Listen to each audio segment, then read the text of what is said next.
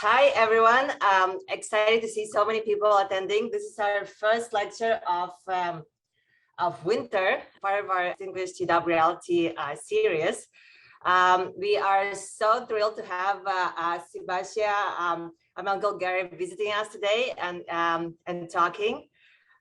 When we think about AR and VR, the first thing that comes to mind, at least to me always, is visual, that we want to create better 3D, better visuals, better images, better videos, and all sorts of experiences. But there's a huge part that audio plays in AR, VR, that we have to absolutely have really good acoustics, spatial audio, 3D audio, to enable any of the future experiences in AR, VR in a way that it will feel good and realistic. So Sebastian is here to talk about that. The title of the talk is Towards Audio Presence and Mixed Realities. So looking forward to hear about all the research that is done by Sebastian. He received his undergrad in Spain, Barcelona, master in Norway, and PhD in Germany, and with focus on the interaction of room acoustics and music performances using virtual acoustic environments. So thanks for coming, Sebastian. Super excited to have you here, and take it away. And I forgot to say that you're currently in Meta. Yes. Yeah, thanks for the invite. And yeah, I actually come from the other reality labs across the lake at Meta. I'm going to be talking about how we try to achieve audio presence in mixed realities. And during this talk, I'm going to explain what we mean by audio presence. And I'm going to go through kind of the different blocks that we need in audio simulation and rendering to achieve this feeling of audio presence. So just a quick recap of my background. As Ira said, I actually come from Mallorca in Spain. I did my undergrad and graduate studies in Barcelona, finished my master's in Norway, and then in Germany, I actually worked with musicians, which might seem kind of an unrelated topic. But what we were doing there was actually measuring different concert halls and then rendering those acoustics for them in real time, so they could feel as if they were playing in different spaces. And that's kind of the first link with augmented reality and virtual reality that I had within audio. Then after my PhD, I joined what was Oculus Research at the time. And then during that time, we turned into Facebook Reality Labs, and now we are Reality Labs at Meta. Full disclosure, everything I'm going to be talking about is obviously not my sole work. There's a lot of work from all of my teammates. So I want to attribute this properly. And I'm going to be talking about a lot of work that we have published. So there are things that I cannot discuss because have not been disclosed, but everything that's in this presentation we have published, and we can dig deeper as you want, and we can discuss more about everything that I'll be talking here. So first thing, what is our goal as a Reality Labs research audio team? It is to create virtual sounds that are perceptually indistinguishable from reality and to redefine human hearing. And when we talk about audio presence, we obviously focus in the first part of this sentence. We want to create virtual sounds that are perceptually indistinguishable from reality. And that is what we mean by audio presence. We have a real sound, we have a virtual sound, and we're not able to distinguish which is which. So we can finally blend reality and virtual sounds seamlessly. To see this a bit more graphically, we're thinking about reproduction of some audio signal over headphones. In here we see this icon wearing headphones and hearing to some room which has speakers inside and has some spatial sound. And perceptually indistinguishable means that when we're listening to this, we're actually not able to distinguish this from the actual real space, as if we were sitting in there. We can make some physical simplifications, but our goal is that perceptually it is indistinguishable. So one of our goals as team is also see how much we can simplify that to make all this simulation and rendering computationally efficient, but still be perceptually accurate. So once we start digging deep into the technology, I will first introduce the binaural audio rendering chain, which is all the audio rendering blocks that we need to generate these virtual sounds. And then we will go a little bit deeper into each of the different blocks. So once we have a source in an acoustic source in space, we have some acoustic properties of this source. It has some radiation properties, which means that it has some directivity, it has some spectrum, it has some power. So all of this acoustic energy is radiated into space, in which it propagates. It starts reflecting off of the surfaces, it transmits to other rooms, it bends across openings with diffraction. And then finally, if we have a listener in that space, this sound reaches the two ears, and we can model that with what we call the head-related transfer function, or HRTF. This is kind of the basic rendering chain. We model the source, we model the space, we model the listener, and finally what we need is to deliver this sound to the ears of the person. And in this case, we do it with any kind of binaural hardware reproduction, which could be headphones, it could be a virtual reality headset or something like that that's able to reproduce sound at both ears. So the first block I'll be talking about is how do we model source properties and propagation efficiently in virtual reality, so we can have virtual reality scenes that are dynamic, in which we have computationally efficient yet perceptually accurate sound simulation. So the first challenge is that in virtual reality, we might encounter scenes that are very big. There could be open scenes, there could be closed scenes, it could be indoors, outdoors. There could be moving doors, there could be people, moving sources. So we need to model all of this in real time, because we cannot have a lot of latency, otherwise the experience will degrade. And we also need to do that computationally efficiently and with some degree of realism. So in this section of the talk, I'm gonna explain a little bit what is our dynamic sound propagation engine for virtual reality, and what are the advantages over more traditional approaches. So if we look first at how sound propagates in a room, that's kind of our goal here. We assume that we have a source here, which is this purple dot, and this source propagates acoustic energy into the environment. We can describe the behavior of the room and the source with what we call a room impulse response, which defines how the sound energy propagates in the room over time. And we can also distinguish different portions of the impulse response. First thing we have is the direct sound, which is only what propagates from the source directly to the listener. And if we only model that, it's going to sound like this. Acoustics is the interdisciplinary science that deals with the study of all mechanical waves in gases, liquids, and solids, including vibration, sound, ultrasound, and infrasound. So if you're listening over headphones, which I recommend you do because there will be some binaural sounds later. If you're listening over headphones, you will hear that this is just a very dry sound. It's inside of your head. It doesn't have any acoustic effects. You cannot really hear the space.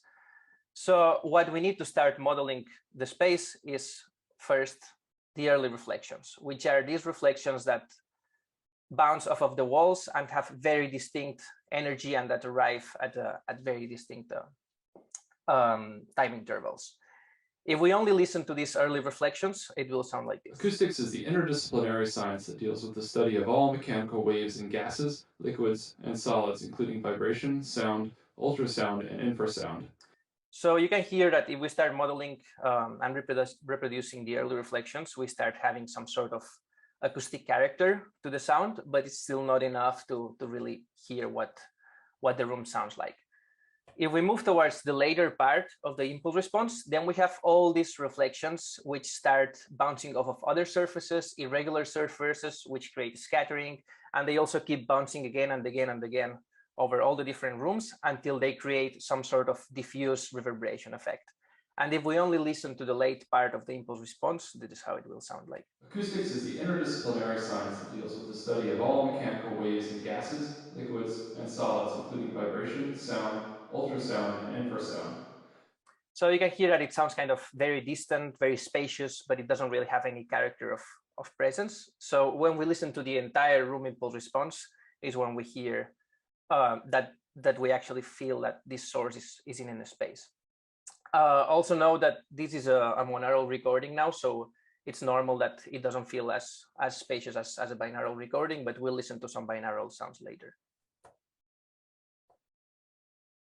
Acoustics is the interdisciplinary science that deals with the study of all mechanical waves in gases, liquids, and solids, including vibration, sound, ultrasound, and infrasound. So as I said before, we want to do this. We want to simulate these room effects, and we want to do it in real time in dynamic environments. What does dynamic mean in this case? It means that the source could move, the listener could move, and the room could change. So one thing that could happen is that we have an object in between the source and the listener. So in this case, we should start modeling this direct sound. We should model some occlusion, which means this propagation path stops, and instead diffraction around the object should happen. If we look at more complex environments, for example, think about two rooms that are together, besides direct sound, reflections, and reverb, we will also model transmission from one room to the other, the sound that propagates over the walls and the building structure. And we also want to propagate we also want to simulate dynamic effects. For instance, if we look at this door, if we close the door, this reverb should instead turn into transmission. If we open the door again, this transmission turns into reverb. So we want to be able to model these environments in real time. And finally, once we have our acoustic response and once we have simulated that, what we need to do is to spatialize that so the sound is actually binaural and not mono. We can do that using the HRTF of the listener. So then we can actually impose the direction of arrival of the sound, the reflections, and the reverberation appropriately to the listener. So why is this better than how it's been done traditionally, and how has it been done traditionally?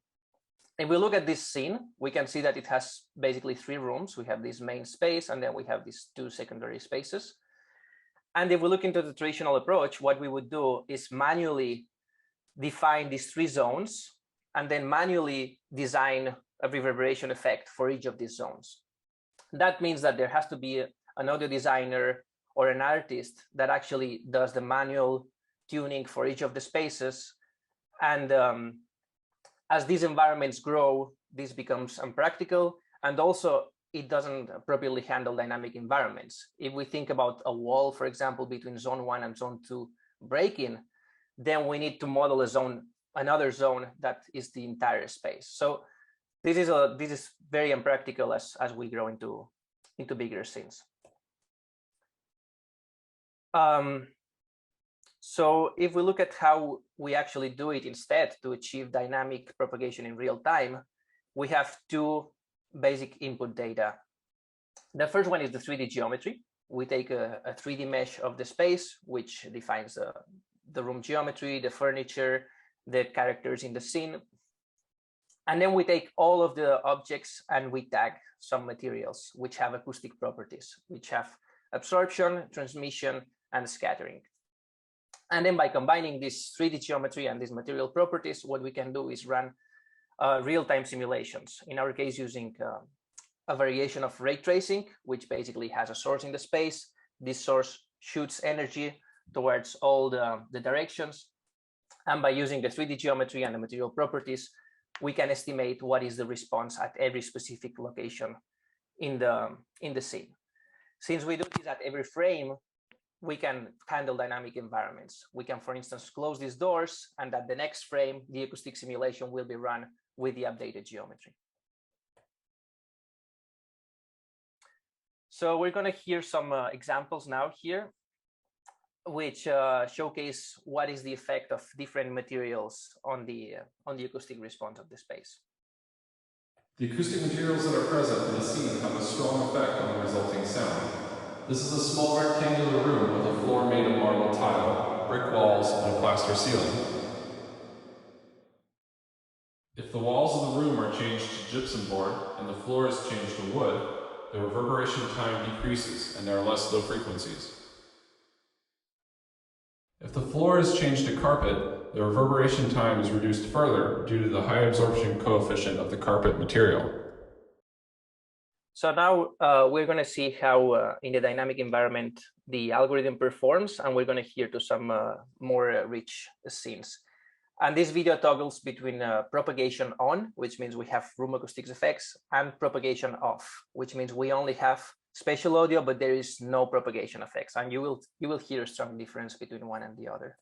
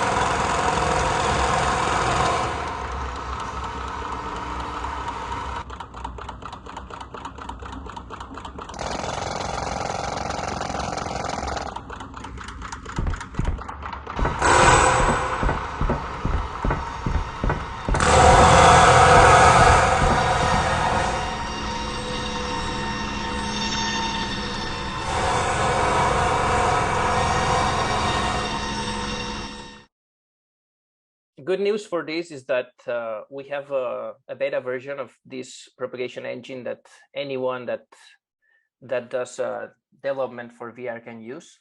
So if you go to the downloads section of the Oculus website, you will find the audio SDK, and within the audio SDK, you have the option to use this real-time propagation. If you want to try it out, I recommend that you check out the documentation. As I mentioned, this is still in beta, so there might be some issues or some bugs that you come up with. And Rob and Carl have been the two people leading this effort to implement and to release this engine. So they would be happy to answer any questions that you might have, or if you start using the engine and you have some problems, I also would be happy to put you in contact with them to help you get started with using it. There is also wrappers for various sound engines and game engines and middleware. We have Unity, Unreal, Wwise, and Fmod. So you can get started with whichever platform that you find more comfortable. And finally, here are some of the references of our publications and one Oculus blog article that describes a bit more in detail what is the details of the technology, how the impulse response is constructed, how we validated perceptually the engine, and then one of the latest developments is how diffraction is implemented in the engine. Diffraction has been a quite hard problem for many years, and Carl and the rest of the team came up with a good solution to do this diffraction computationally efficiently and fast for VR environments. So this is the end of the first kind of block, which deals with source and room simulation in VR. So if there are any questions now, I would be happy to take them. Otherwise, we will move on to the next block. I have a quick question. So is accuracy in the 3D reconstruction and the modeling important, or like how much errors are big errors for the acoustics to be for the propagation to be not as great? Right, that's a good question. So we've used the engine for virtual reality so far. In this case, means that in virtual reality you generally have the 3D mesh of the space that you want to reconstruct. So you generally have very accurate, or actually exact matching between what you see and the mesh that you simulate for audio. But if you were thinking about moving to augmented reality and using this engine for a mesh that's captured in another space, then yeah, we would start to think about accuracy. I would say that it's important to not have holes in the geometry, so you don't have energy escaping your environment. And then kind of the rule of thumb that the acoustic community has been following for simulation is that anything that's kind of smaller than a table can generally be ignored for acoustic simulation. So if you have a living room, you would maybe model your couch, the biggest furniture, but you could ignore chairs or some like plants, like smaller objects. There is a bunch of questions in chat. Let's see, Arzu, do you want to ask? Go ahead. Yeah, I had this question about like the air. I think Paul made a response, but yeah, just to I guess repeat my question, I was just curious if like the noise modeling takes into account like the air that is passing through. I'm thinking that like if it's very humid or if you're just like in kind of a different sort of atmosphere, like it'll sound different and how that could be modeled. So atmospheric conditions will affect your speed of sound, so that will definitely have an effect. What these simulations take some kind of neutral values or standard values. I am not sure about the exact values here, but generally when you do a simulation, you assume a percentage of humidity, you assume maybe about 20 degrees Celsius, and then you don't generally model these changes in humidity or in air density and so on. But if you want to be really accurate, then yeah, you would do that. But it might not be perceptually relevant at the end. Cool, thanks. All right, so if there are no more questions, should we move to the next block? Cool. So yeah, we talked about source properties and propagation in VR. And then one of the kind of hot topics for many years in spatial audio has been HRTF modeling.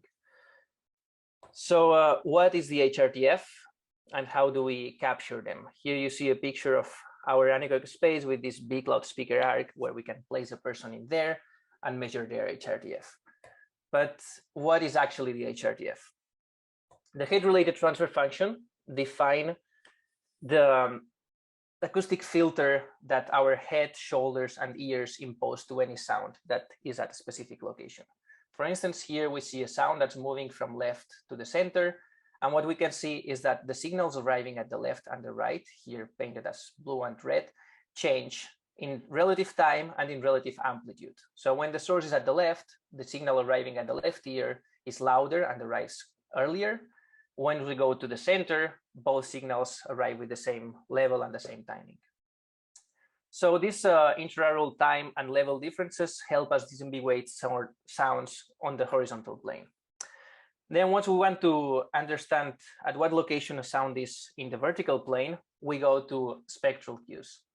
So our ear, mostly the pinna of our ear, imposes different magnitude spectrum changes on the sound that we hear. And depending on where the sound is, we can disambiguate this position by analyzing the spectrum of the source. So to simplify this, HRTF is kind of the acoustic fingerprint of everyone. And since we all have different physiognomy, shoulders, head shape, and ear shape, we all have a slightly different HRTF. And depending on the application, it might be relevant to model or to measure individualized HRTFs to achieve the maximum audio fidelity.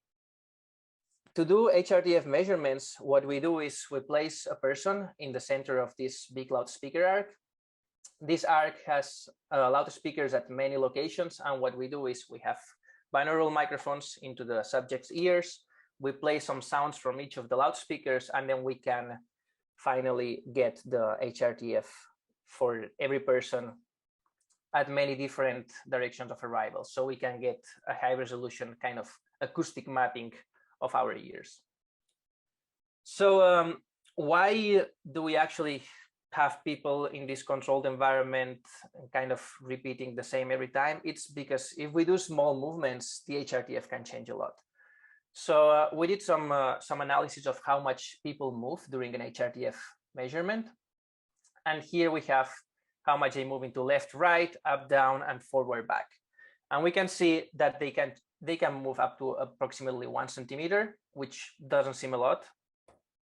If we look at how much they move their head or they tilt their head, we can see that in pitch, it can go up to 2 degrees, and raw and yaw less than 1 degree, which doesn't seem a lot. But when we actually look at HRTFs measured with these slight differences at 0 degrees, -1, -2, -3, or -4, we can see that at high frequencies, we start seeing a lot of deviations and a lot of mismatch between measurements at these positions. This means that if we really want to be able to accurately measure and accurately characterize the HRTF for every different person, we need to have a measurement setup in where people are actually very still and we know exactly where they're sitting. Otherwise, we might get incorrect data that due to these notches, shapes in the magnitude, they result in very big errors only due to small movement. So how do we try to solve this? We actually have this kind of headrest. We have some sort of seat belt for the people, and then we put them within this laser measurement setup, and we finally track their position using optical tracking here. We don't see it, but generally users wear some sort of cap with some optical markers, so we can know at every time where exactly the user's head is located and where it is pointing, so we can at the end get very accurate data about their HRTF. And why do you want it to be very accurate? We could say, well, we can actually accept some deviations and we could be happy with that. But actually, one of our goals is to go from images to HRTF using machine learning.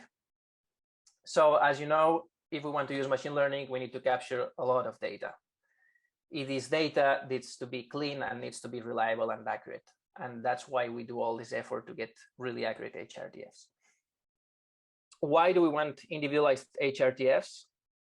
And it's because if we map into two axes the performance of an HRTF and the data availability of the HRTF, obviously what we can always get is some generic HRTF. Every game engine or every recording has been made with some HRTF that is generally not our own HRTF, and that's what we call a generic HRTF. It's very available, but it generally has more localization errors, more from-back confusion, and so on. And what we want to do is move towards our true personalized HRTF. And what we mean by personalized HRTF, like true HRTF here, is how we hear with open ears. We cannot get to that level, but what we can do is measure our HRTFs. And then if we want to make it computationally more efficient, what we want to do is try to simplify them more so we can run all of this simulation in real time. So how do we evaluate the performance of an HRTF, and how have we tried to simplify them so far? We have a setup in the lab where we have multiple loudspeakers, and then we have a person sitting in this chair. This dome moves down so the person doesn't see the loudspeakers, and then they have a laser pointer on their head. They hear a sound and they are asked to point with their head to where they heard the sound. And with that, we can analyze how good their localization accuracy is depending on the HRTF that is used. And we can also compare it against real loudspeakers.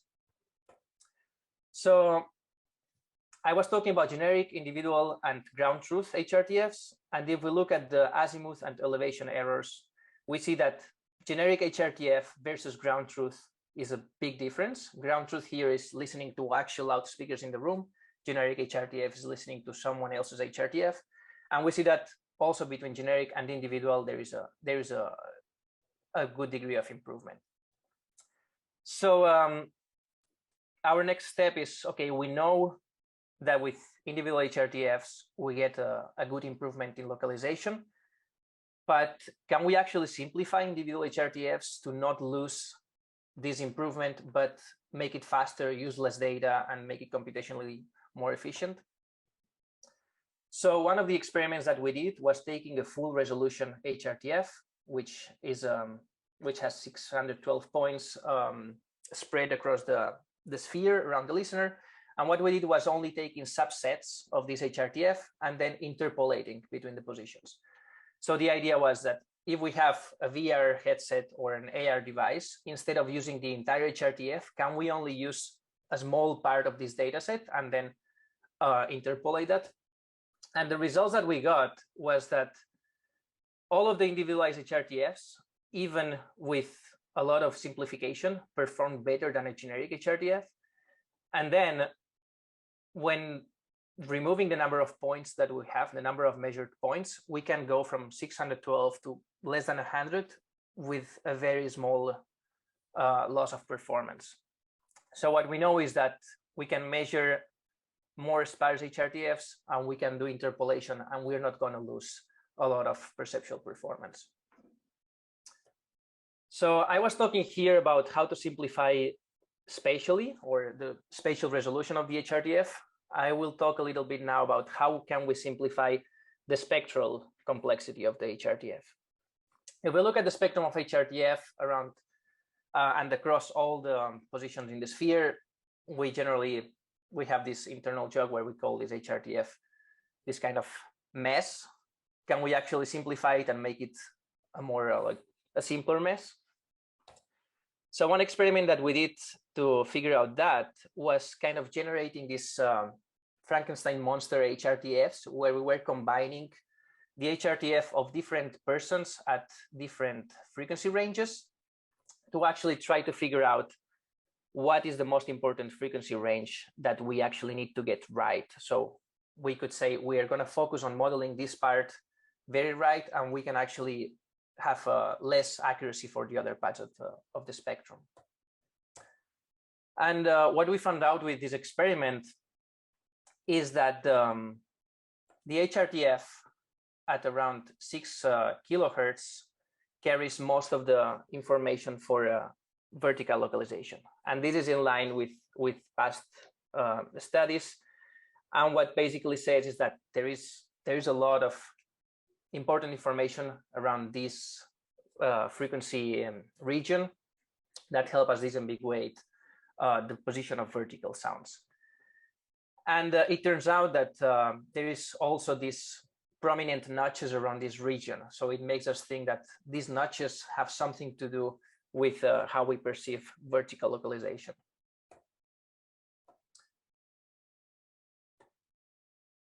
This is more raw data, and we can see that if we look at around 6 kilohertz, pretty much all of the subjects follow the same trajectory, which helped us confirm that this frequency region carries a lot of important information for HRTF personalization. So we know that we're not going to get our HRTF perfectly right, but can we actually have good HRTFs and bad HRTFs coexist? For instance, if we are in augmented reality, we will always have our real HRTF from our ears, and we will have some other device that plays virtual sounds using another HRTF. How good do we need to get that, and are we able to have two HRTFs that are different coexist and perform at the same level? So what we did in this case was a VR experiment where we had people listen to sounds in which two of these sounds were rendered with their individual HRTF, and the third sound was rendered with a generic HRTF. And we were asking listeners, tell us which of the sounds is rendered with a different HRTF, or which of the sounds has different sound properties. So we're trying to find out if people were able to distinguish that bad HRTF from their own individual HRTF. So what it turned out is that there are kind of two groups of people. We had three kind of HRTF types: good HRTFs, medium HRTFs, and bad HRTFs. We had a group that with bad HRTF very consistently were able to distinguish, oh, this is a bad HRTF. That's not how I actually perceive the sound with my own HRTF. But some people were not able to do that. And then even with good HRTF, some people were able to perceive that it was not their own individual HRTF.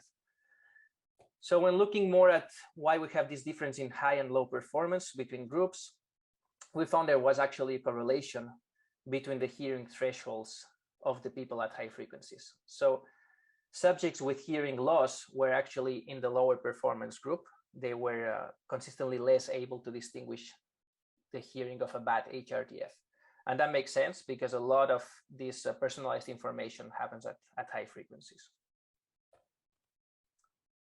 So with this, we kind of close the HRTF chapter. Here are also some of the publications that we did in the last years. And if there are any questions about this, how we measure, how we simplify, and so on, I'd be happy to take some of them now. Yeah, I have a quick question. When you put the dome down on people, wouldn't that cause some diffusion of the sound source? So like even in the ground truth case, then the actual sound source itself is getting diffused slightly by this material Right. that you're using. Yeah, so that was one concern that we had. And I didn't work on this project directly myself, but I know that the people that worked on it tried many different kind of fabrics and ended up selecting one that was acoustically very transparent. So the idea is that you put the dome and you don't see the outside, but the sound should be unaffected. Yeah, makes sense. Thanks. All right, let's continue then. So until now, we've been talking a lot about virtual reality, how we model room acoustics, that we want to get good HRTFs. And our end goal is actually to generate virtual sounds that are perceptually indistinguishable from reality. And we haven't been talking a lot about reality. And I'm going to say why, because, and that's because in virtual reality, we don't have a ground truth reference to compare with. In virtual reality, we could kind of be in this environment that we're fully immersed. It could be a cartoonish environment and it could still look good. So if we compare to this kit, we know that this kit, this is not a real picture of a kit, or that there has been some modification to it. But if we're in an environment in where everything looks kind of this cartoonish or kind of drawing style, then we are in a consistent or in a coherent virtual space. And the same could happen with audio. We could have non-physically inspired audio propagation, and it could still feel coherent, consistent, and immersive in VR. Then the thing is, if we go to actual real reality, we have a ground truth reference. So for instance, we take this picture of the kit, we put another picture of the kit side by side, and we're not able to distinguish that. So that's an authentic percept. And the same would happen with audio. If we have a source that's playing in the room, and then we have another source that we are not able to distinguish from the first one, and we're able to kind of compare them back and forth and never know which one is real and which one is virtual, then we say that we have an authentic percept. And we could think this is kind of the goal of augmented reality. We want to have virtual sounds that are as real as the real sounds. But actually, we will never be able to A/B between a real sound and their virtual counterpart. We will never have a real person in front of us, and then suddenly this person disappear and turn into a virtual avatar. What we might have is a person in front of us and then another person in the form of an avatar. And that's what we could call a plausible percept. So in this case, if we don't have a reference, we look at this kit and it looks like an actual picture of the kit. But if we compare it to the authentic picture, we see that the face expression is slightly different. But since we don't have the reference side by side, we might still be happy with it. So that's kind of our target quality goal like our target in quality in augmented reality. We want to generate sounds that, even if they are not exactly the same as the real sound, they could be perceived as being the real sound. We could trick people into thinking, oh, this is an actual person, even though if we're A/Bing them all the time, it might sound different. And if we put the actual reference here, we see that the plausible face expression is not exactly the same, but we don't really see it until we have the reference. And why am I talking about all of this is because we can kind of map these three definitions of an authentic percept, a plausible percept, and a cartoonish percept with the kind of mixed realities continuum. In real reality, we will always have authentic percepts. In augmented reality, we might be happy with plausible percepts. And in virtual reality, we might be happy with cartoonish percepts as long as they are consistent. So how do we actually evaluate how authentic sounds are in mixed realities? That's what I'm going to be talking about in this section.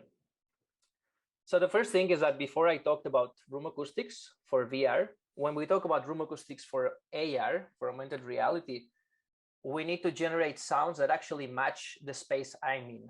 So if I'm sitting in my office and I want to have the virtual avatar of another person, the acoustics of this person should actually match the acoustics of my space. Otherwise, it's not going to feel like it's present with me in this room. So to do that in augmented reality, what we can do is to use sounds that are already present in the room and use these sounds to estimate some properties of the room, for instance, the reverberation time or the direct to reverberant ratio, and then use all these properties to simulate an impulse response of this space. So as you see in this case, instead of having the geometry and running the real-time simulation, we use information in the room that we can then leverage to resynthesize some sounds that match our environment. So another way we can actually render sounds that match to our environment is by doing high fidelity acoustic measurements. One of the things we do to run perceptual experiments and explore how good we need to render our percepts is to take a microphone array, place it in a space, make a measurement, and then from that we can get a very accurate room impulse response of the space. Here you see this figure that is actually the acoustic energy mapped over the space. So this black square here is a loudspeaker that's playing sound to the microphone array. So it's this big beam. And then we can see the reflections, floor reflections, we can see wall reflections here.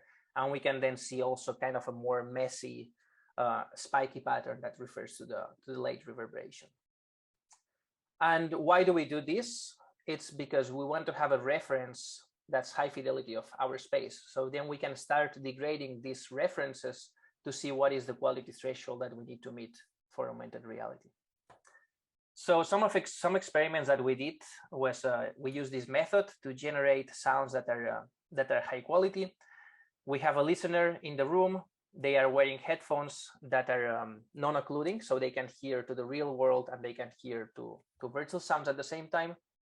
We are tracking these headphones with optical cameras, and what we ask people is to tell us what you're hearing right now. Is it being played by the headphones or is it being played by the real loudspeakers in the room? So this is kind of the same comparison that we were doing before with the kit pictures. We have a real reference in the room, which are the loudspeakers, and then we have some stimuli that we want to compare against these loudspeakers to see how authentic they are or how plausible they are. These are the results of another study. In this case, we had some subjects sitting in this room. We had some loudspeakers behind the room. And what we did was reducing the spatial accuracy or the spatial resolution of our measurements. We wanted to see, can we actually simplify the spatial information of the room without incurring into a quality loss? And what we found is that if we take a room impulse response, which we see here, that has spatial information, we can then quantize that spatial information. We reduce the number of points that we use to render this impulse response. And we try to find out what is the minimum spatial resolution that we need to accurately render a room. And what we found is that we can actually go down to only 14 directions. Here, DOA refers to direction of arrival.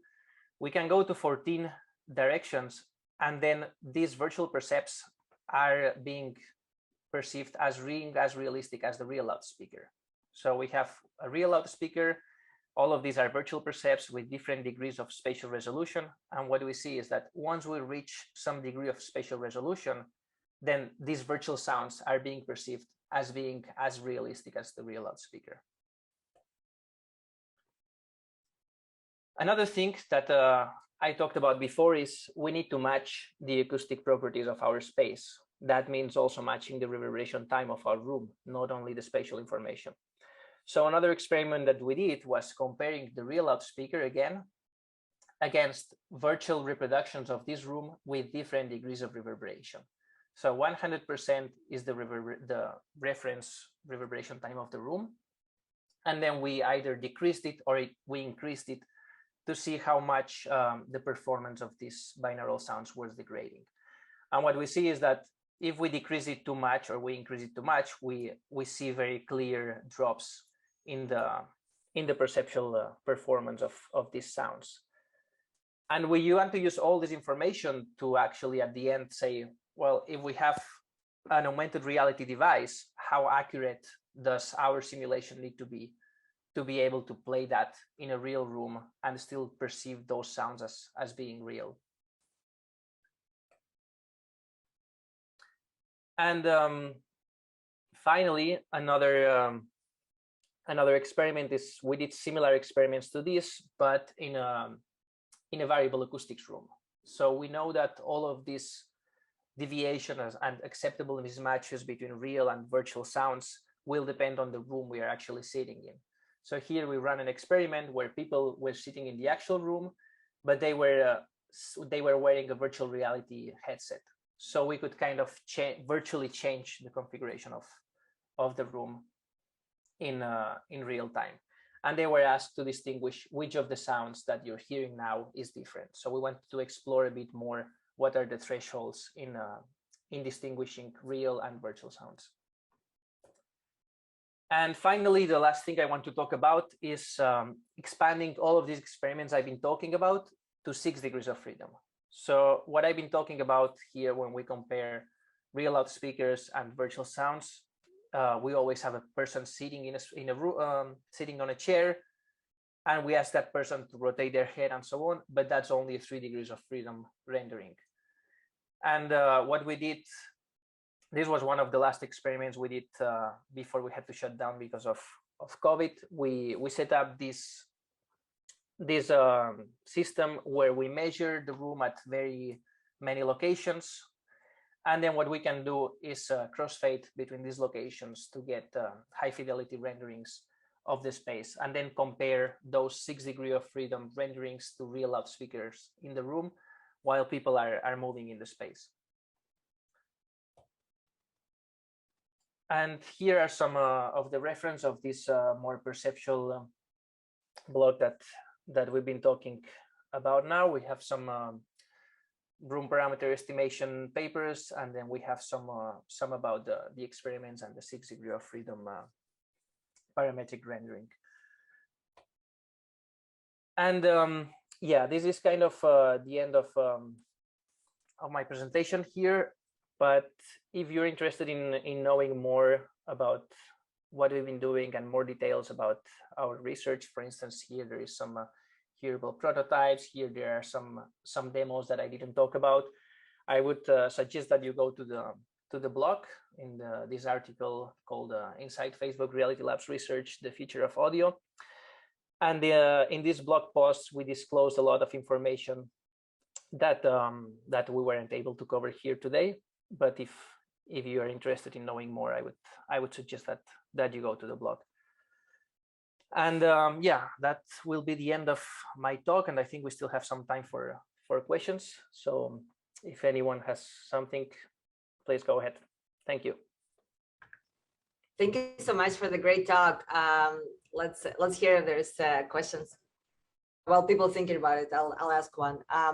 Could you, if you can, are there on the ML side of the world, you mentioned some of the experiments that you capturing data to be able to train ML models for more accurate, for like estimation of HRTF. I'm curious if there's if you thought about it, or if there is a way to use data in the wild instead of capturing very supervised, very hard. Obviously not like many, like ideally we would be able to use, just like lots of data out there, but in a smart way, combine it. Is there a way to do it, or this is like impossible for HRTF? Right. So I think one of the tricky parts is that we first would need to have binaural signals of what people are hearing, which might be possible now with some of the recent kind of commercial products. Like there is the AirPods, and there is other earbuds that have microphones at the outside of the earbud. So with that, we could get kind of approximate binaural signals. But the other problem is that we also need to have a reference or kind of knowledge about what they're hearing. If someone's walking on the street and hearing something, we get the binaural signals, but we also need to understand what's going on in that scene. Are they hearing some person talking from that location? Is it coming from that specific direction? So I think a lot of the problem would be in kind of scene understanding and then tagging and labeling all the information to make sense of it. Otherwise, it might be a pretty complex problem, I think. Have you guys looked into how important like the various headsets users might have are in spatial audio perception? Like, can your average set of airplane headphones accurately reproduce spatial audio, or do you need like a certain quality level? Right. So there are a few things here. The first and most obvious one is headphone equalization. So you want to be able to reproduce the entire audible spectrum. Generally, we say from 20 hertz to 20 kilohertz. That would be one of the first limitations of these airplane cheap earbuds. You will never be able to get full spectrum or a full frequency range. Even after saying that, we might get some lower quality headphones and equalize them and get some kind of flat response. The problem is that we will never be able to go above a certain level without having a lot of harmonic distortion. So that's kind of a strong limitation of the drivers. You need to have good drivers to be able to have a decent level output at all the audible range.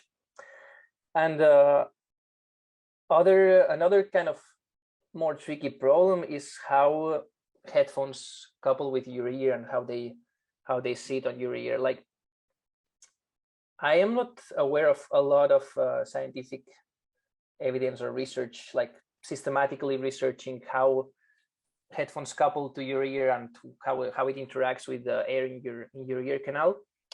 But there is some anecdotal evidence, like earbuds tend to, at least for me, work worse than over-the-ear headphones.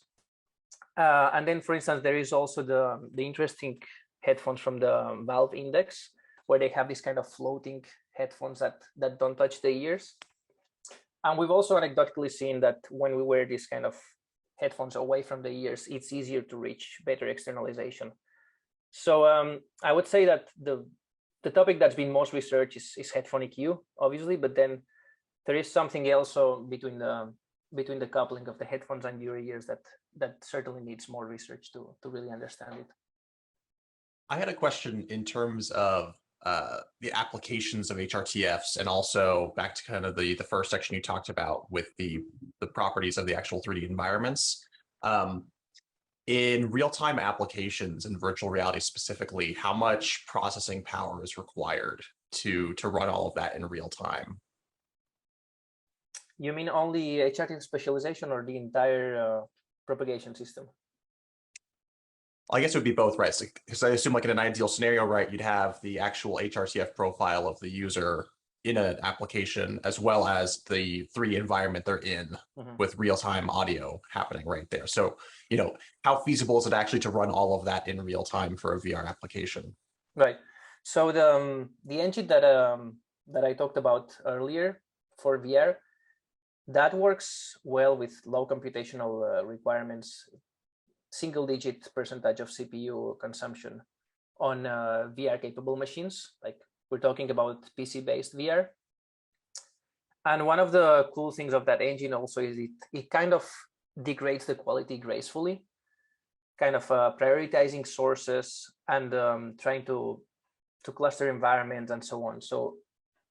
So you will get, for instance, you might choose between having higher quality reverb for some sources and lower quality reverb for some others.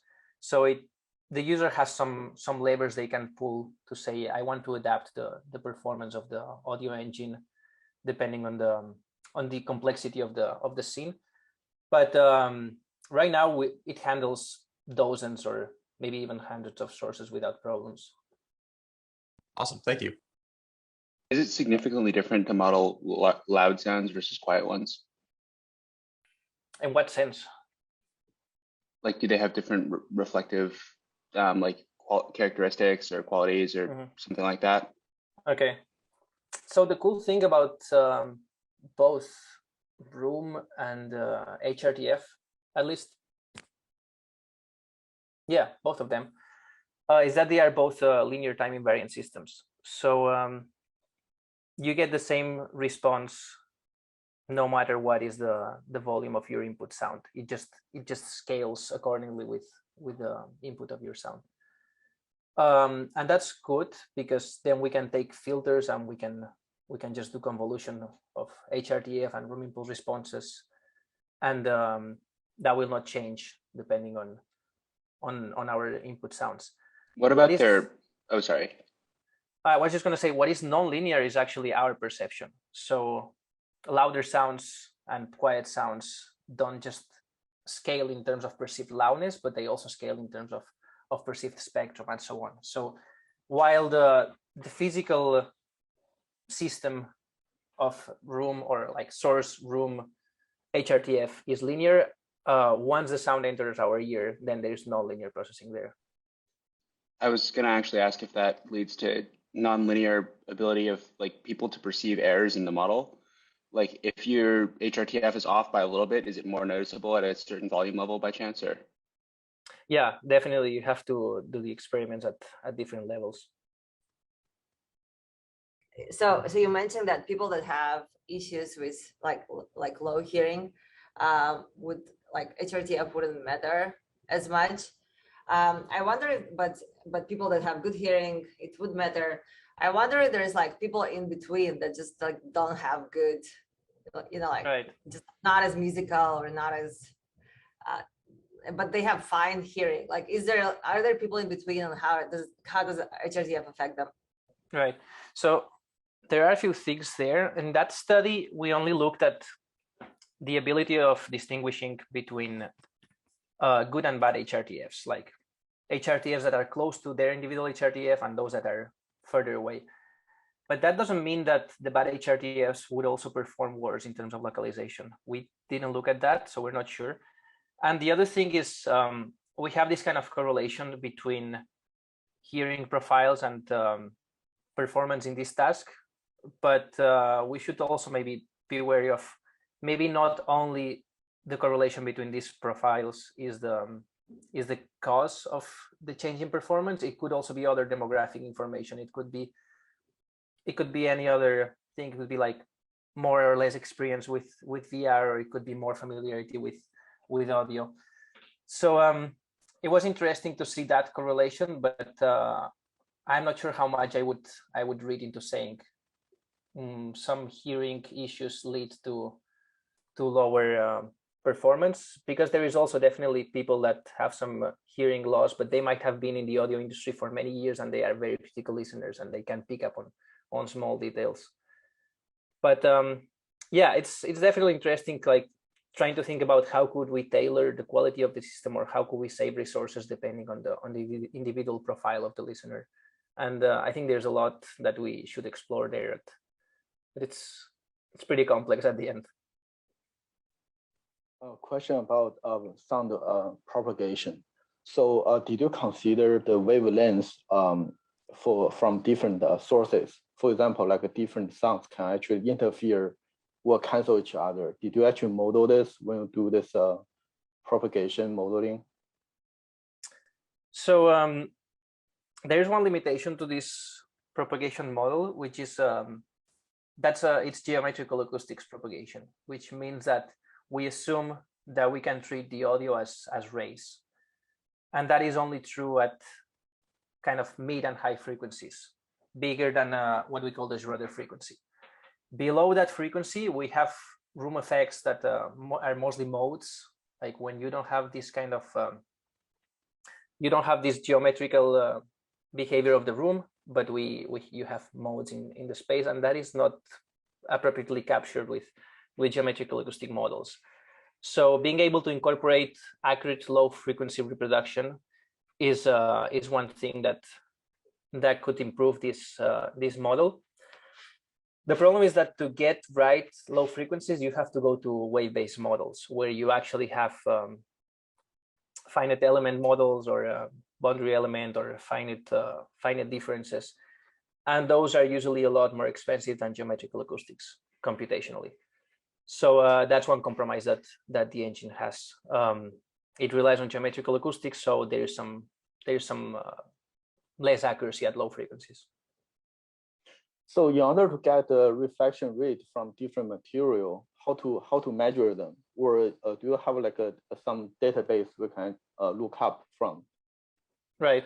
So the software, or like the plugin, already has a lot of materials that are extracted from some different databases from different research groups. So those are measured by different research groups. but there is always uncertainty in the accuracy of these materials. And that's one of the big limitations of room acoustic simulation right now. There are methods that are so accurate, like if you take wave-based methods combined with geometrical acoustics, you could get very, very accurate room impulse responses. But the problem comes from the uncertainty in the materials. And that's kind of one of the limitations right now.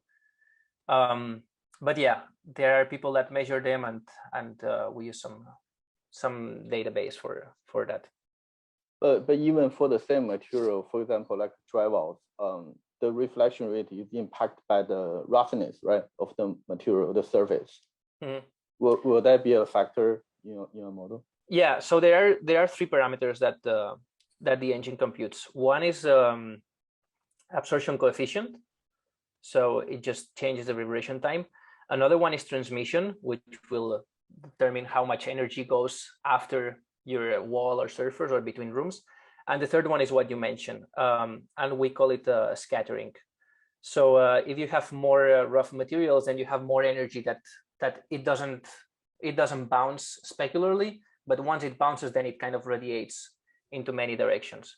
So the more scattering the material has, it could kind of somewhat be related to roughness. The more scattering, the more radiation towards all directions there is.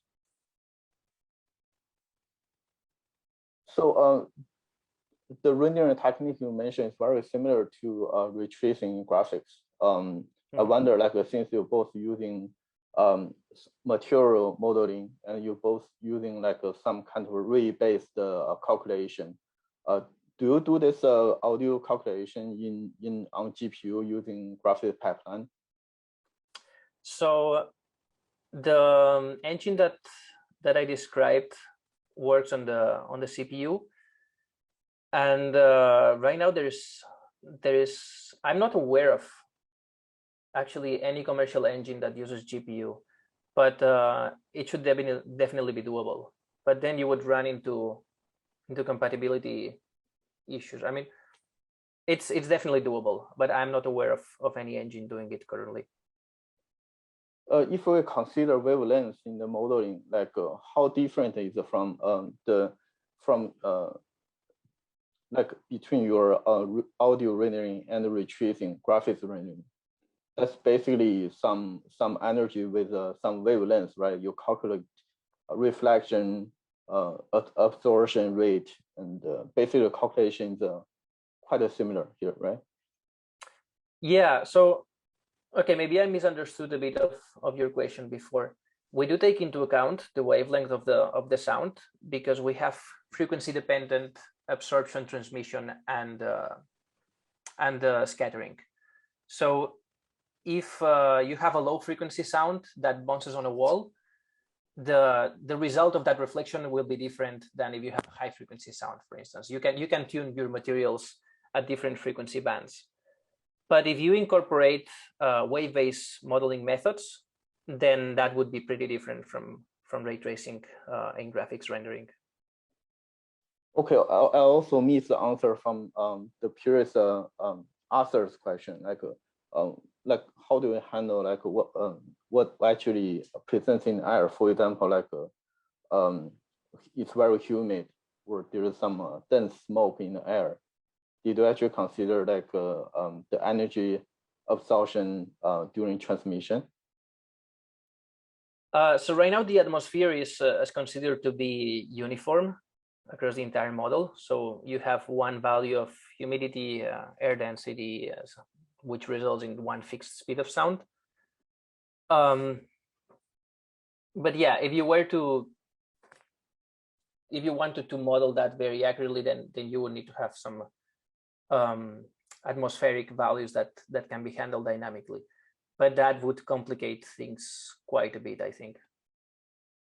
Do you have the concept of like semi-transparent thing during this sound wave transmission? For example, like when you model your room, the thing in front of the person actually has only reflection, right? Is there something like possible, like it's a semi-transparent object, the sound wave can actually go through the object? Yes, you can do that. You can model reflection, you can model transmission and scattering. So you can control how much sound goes through an object. How well does your model handle very large spaces? Like, could I have someone yell down the Grand Canyon and have a fairly accurate representation of what it would sound like? That's a good point. So the bigger the model in ray tracing, then the more rays you need to use to get still accurate results. Then the other thing is that how audible would that source be? If it's really, really far away, it might not even be audible. So why would you bother rendering it? But for typical VR scenes, even with fire sources, it works relatively well. And then it's a matter of the developer or the sound designer to kind of find good parameters. So in this case, the role of the audio designer goes from designing the different river zones and designing the different spaces into actually designing the materials and getting good simulation parameters. So their role maybe transitions more from an artistic into a more technical direction. But I was kind of curious. You mentioned like you got started with this kind of like simulating like playing music in like different areas. I was wondering like how you got into this direction of like like having accurate like audio simulation. Like how did you find yourself in this field and being interested in this sort of thing? Myself personally, you mean? Yes, absolutely. Okay. I think it all came like before my undergrad studies. I was studying music, but I was always very much into computers. And then that was kind of the bridge, trying to do something that was related to audio and computers. I also like video games, and then kind of being able to work on audio for virtual reality was kind of putting everything together. And yeah, since I started studying, I tried to kind of tailor my bachelor and master thesis towards something more audio related to finally land this. But yeah, I would say you were just kind of merging computers, games, and music. Great. Let's attempt to thank the speaker with clapping in real. All right. Thank you so much. And thanks, everyone. Thank you.